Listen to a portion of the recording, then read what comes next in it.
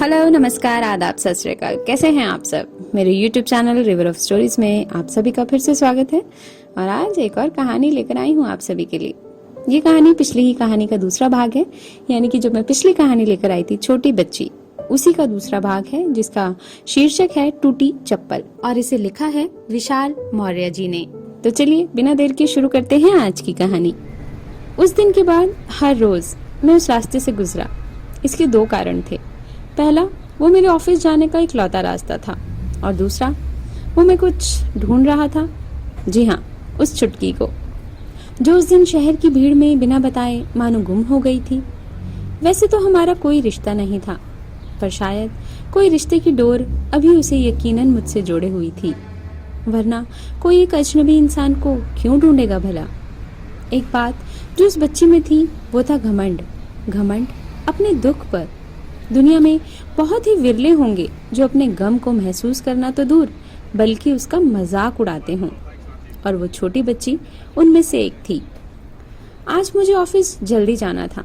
कल का काफी काम पेंडिंग था और एक दिन बाद की डेडलाइन भी थी। सो आज मैंने 1 घंटा पहले ही अपना रूम छोड़ दिया और जल्दी जल्दी में गलत जूता पहन के आ गया, जिसके एक पैर का सोल पहले से ही कुछ गड़बड़ था, और पूरा गड़बड़ मैंने इसका सदुपयोग करके कर दिया। खैर, मेट्रो स्टेशन जब पहुंचा तो मेट्रो से ज्यादा मुझे मोची की जरूरत थी। मोची की तलाश मैंने किसी सीआईडी ऑफिसर की तरह की। जब तक कोई साथ देता है जिंदगी भर, उसके साथ रहने का मन करता है, और जैसे ही खिलाफ हो तो वो बोझ लगने लगता है, ठीक मेरे इस जूते की तरह। थोड़ी मशक्कत के बाद मुझे एक मोची वाला मिला। देखा तो वो एक छोटी सी चप्पल पर काफी मेहनत कर रहा था। मैंने अपने जूते की तरफ इशारा करते हुए कहा, भाई ये सोल बना दोगे? मोची बोला, हाँ भाई बना देंगे, इसमें क्या है।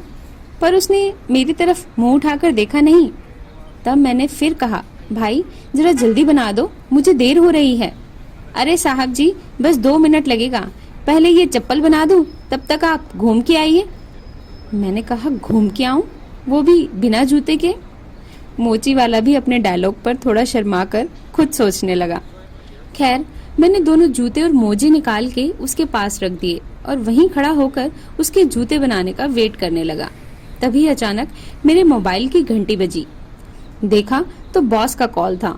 वैसे मैंने उसे फजीहत के नाम से सेव कर रखा था, तो वो फजीहत मुझे बाकी फजीहतों के बारे में समझाने लगा, जो आज अगर मैं दफ्तर ना पहुंचा तो होने वाली थी। जैसा सब करते हैं, मैं भी उसकी हर बात पर हाँ करता रहा। अचानक उसकी आवाज धीमे होने लगी और फिर कटने लगी। मैंने कहा, सर, अरे कुछ सुनाई नहीं दे रहा है सर। मोबाइल देखा तो नेटवर्क काफी कम था। मैंने सोचा थोड़ा इधर उधर हो लेता हूँ, शायद नेटवर्क आ जाए। थोड़ी दूर गया तो सड़क गर्म महसूस होने लगी। नंगे पैर जो था। फजीहत मुझे बोलने लगा, तुम आज का काम कल पर कब से टालने लगे? तुमसे तो मुझे ये उम्मीद नहीं थी।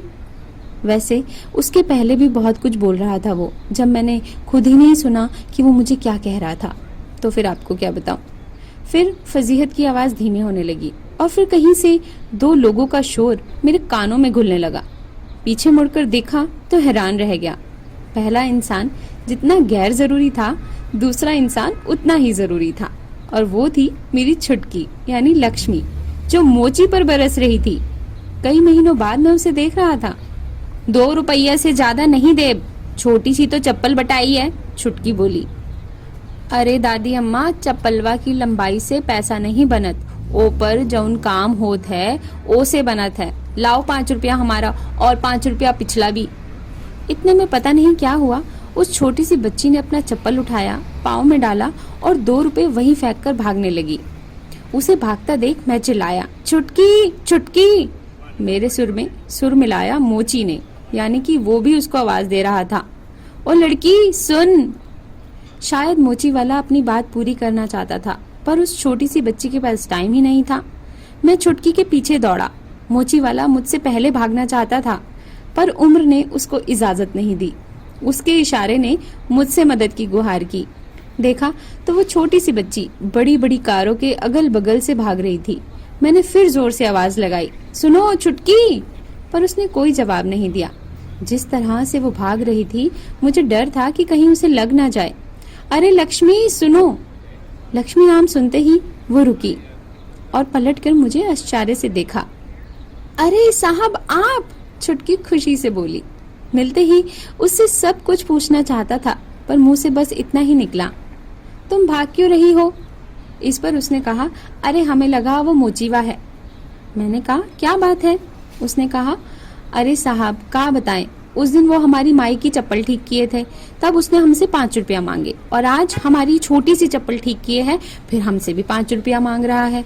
ओ मोचीवा लूटत है हमको, आप कबू ना जाए ओकरे यहाँ, चाहे आपकी लाखों चप्पलवा टूट जाएं। छुटकी ने मुझे बड़ी गंभीरता से समझाया। उसकी इस बात पर मुझे थोड़ी सी हंसी आ गई। इसके बाद उस छोटी सी बच्ची ने मुझे बड़े गुस्से से देखा। उसका गुस्सा देख मैंने तुरंत उससे बड़ी दृढ़ता से कहा, चलो इस मोचीवा को सबक सिखाते हैं। अब वही हंसी उसके चेहरे पर वापस आ गई थी। शायद बच्चे नाटक और फरेब में बस नाटक को ही जानते हैं। अब उसके गुस्से के नाटक का पर्दा गिर चुका था। उसने मुझसे हंसते हंसते पूछा, क्या सिखाते हैं उसको? मैंने कहा सबक, समझ गई? उसने तुरंत जवाब दिया, हाँ हाँ समझ गई। सहमति में उसने अपना बड़ा सा सिर हिला दिया जैसे वो हमेशा करती थी। अब भी हंसी की छींटें उसके चेहरे पर साफ देखी जा सकती थी। वो कूदते हुए मेरे साथ ऐसे चल रही थी जैसे उसके साथ कोई सुप्रीम कोर्ट का जज जा रहा हो। सड़क के एक गड्ढे से उसका संतुलन कुछ बिगड़ा, वो गिरते गिरते बची। मैंने उसका हाथ पकड़ना चाहा पर फिर रुक गया, पता नहीं क्यों। शायद साहब और एक गरीब छोटी बच्ची के बीच की दीवार आ गई थी। उसने पूछा, का भाई साहब? मैंने कहा कुछ नहीं। आने वाले 5 सेकंड्स में मेरे जहन को कई बातों ने घेर लिया। ऑफिस को हो रही देर से लेके निदा फाजली जी की उस गजल तक। मस्जिद बड़ी दूर है घर से, चलो किसी रोते बच्चे को हंसाया जाए। इस गजल ने मुझे हिम्मत दी उसका हाथ पकड़ने की। तो दोस्तों, इस कहानी छोटी बच्ची का दूसरा भाग बस यहीं तक। कैसे लगा आपको ये मुझे जरूर बताएं कमेंट बॉक्स में कमेंट करके। अगला भाग लेकर मैं जल्दी ही आऊंगी। तब तक के लिए अपना ध्यान रखिएगा। बाय।